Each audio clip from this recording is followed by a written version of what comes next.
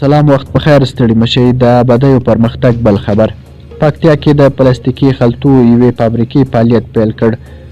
د پکتیا ولایت د صنعت او سوداګرۍ ریاست مسؤلین خبر ورکوي چې د دغه ولایت په مرکز ښارنه کې د 3.5 میلیون افغانیو په لګښت د پلاستیکي خلطو یوې فابریکې پر فعالیت پیل کړی دی.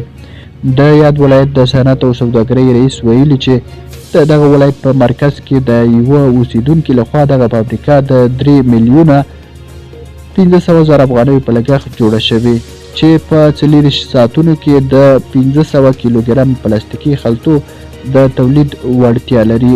د فابریکې مسؤل وایي چې په دې فابریکه کې د سیمې یو شمېر اوسیدونکو ته د کار زمینه هم برابره شوې او اوس مهال دغه فابریکه په 40 ساعتونو کې 280 کیلوګرامه پلاستیک تولیدوي.